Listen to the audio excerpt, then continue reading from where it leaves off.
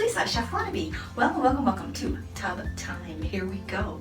You guys, I have a little treat today. Strawberries, and over here, whipped cream. Oh, yeah, a la can.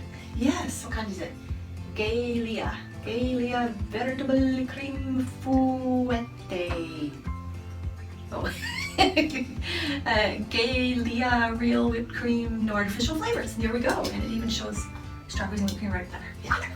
And then I have a couple little chocolates on the side. This one here is Godiva. And this one here is Ghirardelli Squares Dark Chocolate Sea Salt Caramel. Luscious filling. Yes. So, let's not forget to sip some wine. Cheers, you guys. Carla Rossi, you are a friend of mine. Okay, you guys, so originally I had the strawberries right here on the table that my son gave me. Yes. And there's not enough bubbles in the tub, so I had to strategically place the strawberries there. And you guys, it just came from work, so that's why my hair's all frazzled, right? Yeah. So I'm going to be scrubbing and shaving stuff today. Yes, I am. So, tub time. You guys, this time around, oh, it's all wet from my wine sitting on it. Brunch is served down home magazine, you guys. Yes. However, I forgot to do something last time around, you guys. That's twice now. I have to find my buddy. Who am I looking for? I'm looking for Paul Warford. Where is he? There he is. Oh no, my glasses.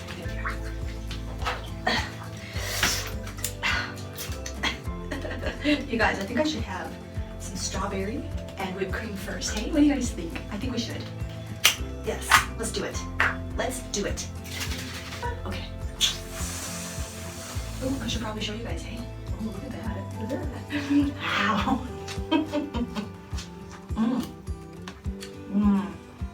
Oh no, my glasses are fogging up. Oh, that was yummy.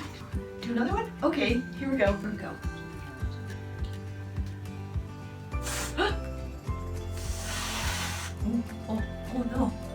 Oh no, how's that gonna fit my nose?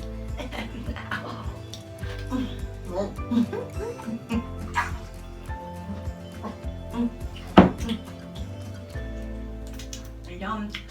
Oh my god, you guys, whipped cream. Oh.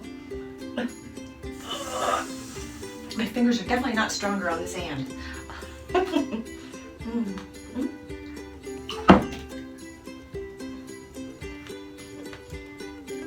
She's hungry, she's eating leaves too. Here we go. Oh god.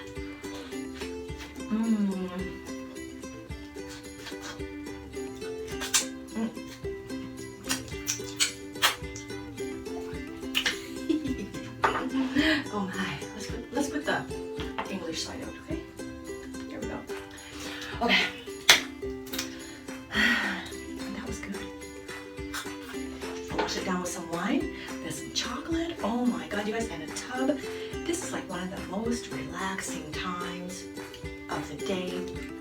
Just letting it all hang out, get naked as a jaybird, jump in some hot water full of bubbles, and I think the scent, this is that purpley, what's it called? Fizz bomb? Soap bomb, tub bomb, bath bomb, that's it. Purple bath bomb. I think it might be lavender? Oh my god, I can't remember. Anyway, it smells so nice, and it's perfectly warm. Hubby had it all ready for me when I got home from work. He had my wine here and everything. Yes, I had to get the strawberries and whipped cream and get my books and stuff and everything all set up in the camera and whatever, but he had my wine and he had the tub already. So lucky. Okay, another sip. Okay, let's go. So you guys, this is so the last magazine that I read off the beaten path. I had forgotten to read Paul Warford's little spiel, his little story. It's just terrible. I can't believe I missed it. Okay, listen. Islands in the stream.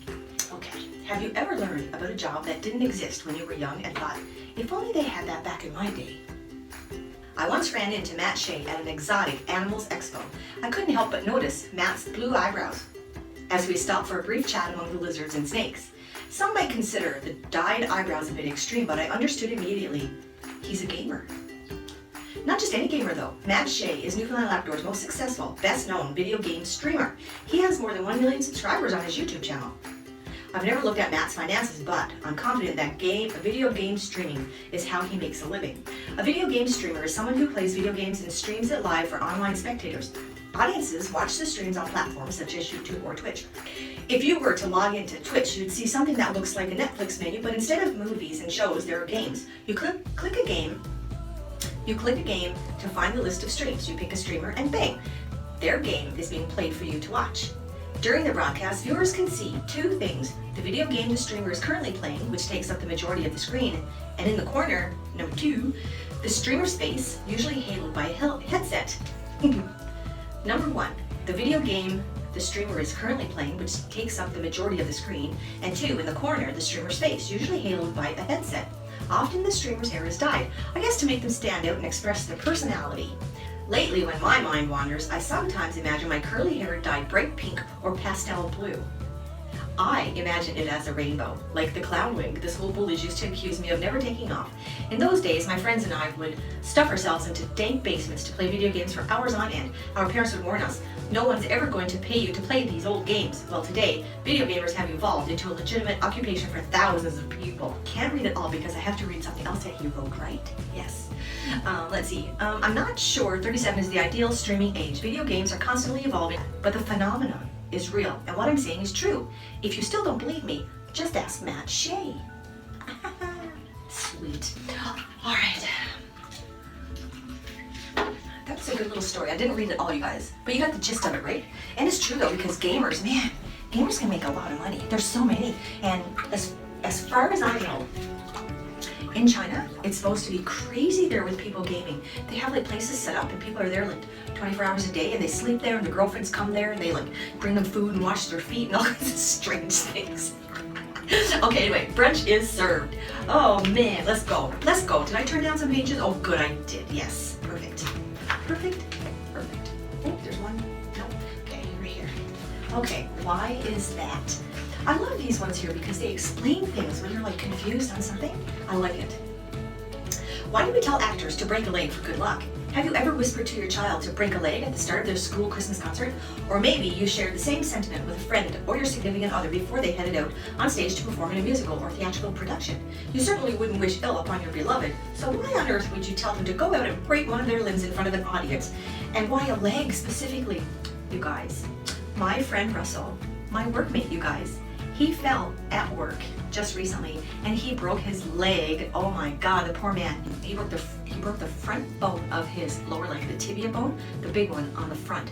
And oh my God, you guys, what a sin. The pain that that poor man was in, what a sin. Oh, he's doing okay now though. Oh my God, he's got a plate in his leg to hold the two bones together and 8 bolts or nuts or screws or something like that. I mean, the guy is the bionic man, or I don't know. I don't know what to call him. Iron Man? Oh my God, what a sin. Anyway, he's healing up, you guys. He's off for a little while. He's going to take it easy and get all better, and his wifey is going to take care of him. Yes.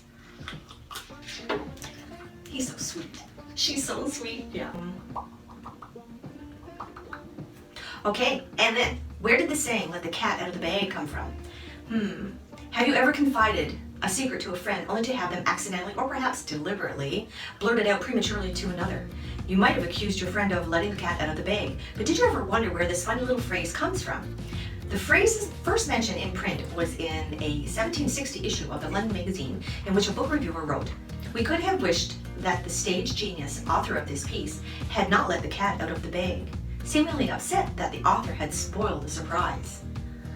There are a couple of oft-repeated theories of this phrase's origin. One is that it refers to the cat o' nine tails, named for the cat-like scratches it left on a victim's body that was used by the British Royal Navy as a form of punishment. Ooh. Eek. It is said that the leather whip was kept in a sack to keep it from drying out, hence letting the cat out of the bag. Ooh. Cellars in olden times were not always above skullduggery, and occasionally a farmer would put a worthless cat inside of the expected pig. What? Oh. Oh my God. Cellars in olden times were not always above skullduggery, and occasionally a farmer would put a worthless cat instead of the expected pig into the purchaser's bag, which was called a poke. The two animals weighed about the same, and unless buyers were cautious enough to check the contents, the substitution might not be discovered until they got home and let the cat out of the bag. And hence, making a worthless purchase is described as buying a pig and a poke. What? Kids in the kitchen, oh my god. These kids are so friggin' cute, you guys. Let's see. Here, take a look. Take a look at these cuties. Here we go. Blue Boy Foods, 50 years and counting. Ooh, this is, hopefully I'm not wrong, but salt beef. Oh my god. Salt beef, you guys. Oh, let's have a strawberry. Okay. All right. Ooh. Don't fall. Don't fall. Wait.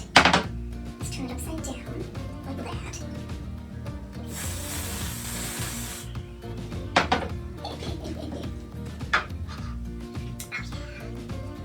Oh yeah.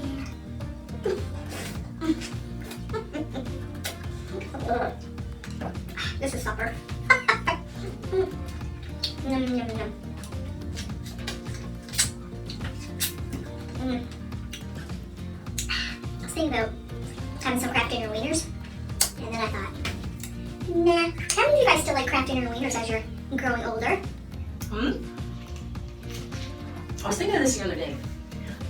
I just turned 54. My husband is 50.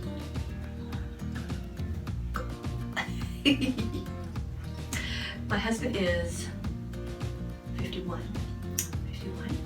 68, 78, yeah, 51. He'll be 52 this year. Anyway, so we both still love Kraft Dinner wieners, you guys. It's such a simple meal and it's pretty fast, you know, relatively fast. We also still love French fries. Oh man, corned beef hash, goulash, like all these homey things. And have you guys ever had chicken hearts and rice? Oh my god, I made a huge batch of chicken hearts and rice the other day, you guys.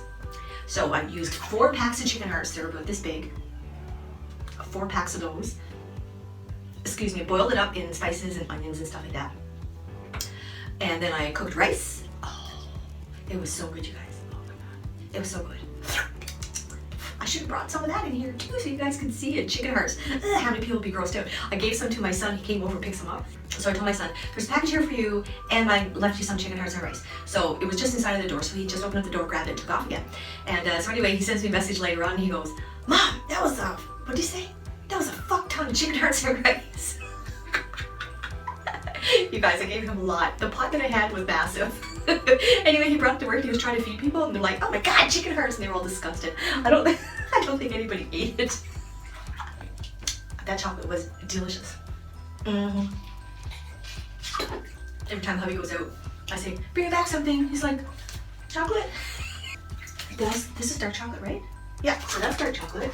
And this Godiva is also dark chocolate. Dark ganache heart. Ooh.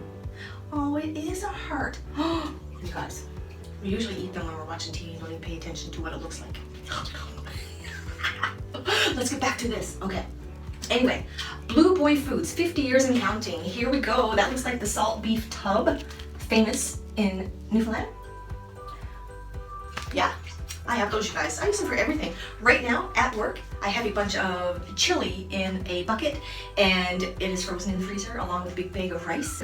Blue Boy Foods, the company that makes those Chalkers cured meat products loved by Newfoundlanders and Labradorians at home and across Canada, turns 50 this year. In the 90s, with depleting ground fish stocks, Blue Boy Foods moved away from fish products to focus on expanding its line of cured meat products. In addition to their famous salt beef, pork, fatback, and other cured meat products, Chalkers has stepped it up for the 2020s with 2 new items to savor. Delicious, meaty button bone pork riblets and lean beef blade, which is lower in fat with a mouth-watering texture and flavor.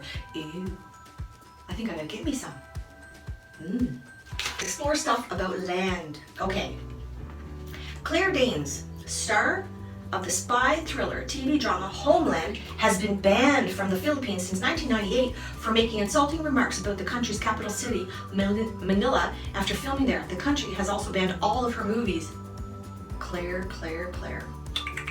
The first cross-country freight delivery made by a self-driving truck, was carrying 20 tons of Land O'Lakes butter from California to Pennsylvania in December 2019. What? Oh my God. You can thank Disneyland for Doritos.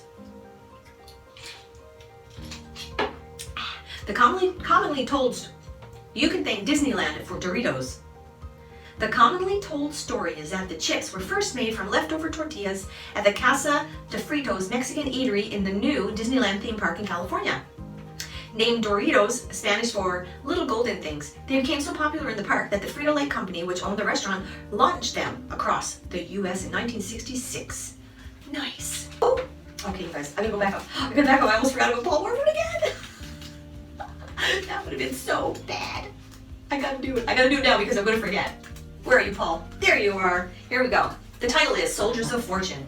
I grip my weapon tighter to my chest, hold my breath and wait, resting my back against the wall behind me. Rowan is 2 and she asks her mother, Sarah, to play YouTube on her cell phone. She feels like dancing. You don't need YouTube, my love. I'll sing for you, I say, and I immediately break into I Would Do Anything for Love by Meatloaf. Sarah observes for a second or two and then joins in, singing at Rowan along with me, emphatically before the toddler side-eyes us and walks away to ask her father instead. 6 years later, my shadow appears against the plywood wall in front of me, then disappears. The silhouette of my curly hair and my small frame projects itself in sync with the strobe light flickering just above me. I glance up and the red winking light puts dots in my eyes, so I shut them and wait for the dots to fade. I breathe heavily, but I have to do so quietly to ensure they don't hear me. They're coming now. Their clomping footfalls are getting closer. I grip my weapon tighter to my chest, hold my breath and wait, resting my back against the wall behind me. The red light keeps blinking. Finally, they're in front of me. Ellis and his friends, who I think is named Toby. Neither of them notice me. Aha! I exclaim as I open fire. Ah, man, they utter in protest. They're out, and they have to go back to their start room and begin again because I've shot them. I laugh heartily and scuttle past, looking for the other members of their team, especially their captain, while ignoring the burn on my thigh muscles. Ellis and his twin brother have their 7th birthday during Newfoundland's 2020 storm of the century. Once the roads had been cleared and everyone had gotten somewhat back to normal, their father, Peter, booked the boys and their friends for 1 hour of laser tag. I was the red team's adult participant and Peter was the blue team's. If you're new to laser tag, the concept is simple enough. Everyone gets a fake gun with a sensor on it. I don't want to be the adult who accidentally topples a child in the dark, ruining the fun. I've never been great with kids. See, I'm the youngest in my family, youngest cousin too. Until kids reach grade 8 or 9 and they've developed a bit of cynicism, I find them intimidating. I'm being serious here. I bought each of the boys camouflage face paint from a hunting store as gifts, thinking they could smear their cheeks with browns and blacks in the laser tag bathroom. I could too, and we'd look great in pictures, brandishing our rifles like a pack of Rambos. As we only had the lasers for an hour, and time can seem so short when you're having fun. I thought instead about what I was doing right, and the answer to that is simple. I was there. Still, I can't wait until the boys are old enough to play paintball. Aw, that's kind of sad. Oh, Paul. It's okay, buddy. It's okay. All right, you guys, that is it for today. Okay. Getting distracted. Anyway, you guys, I have to finish my bath. I have to wash my hair and shave, and maybe do some more snacks. Oh, wait. Let's have this little Godiva chocolate before I go. And you guys, check this out. Look at this. Look at this little cutie little heart. Oh, wait. No. There. Wait. Like that. There. It's melting in my fingers. And the inside. You can't see it. Maybe I will see it. It's like a truffle.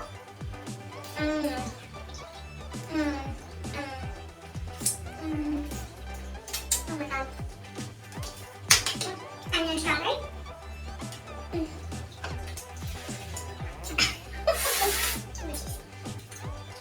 Yum.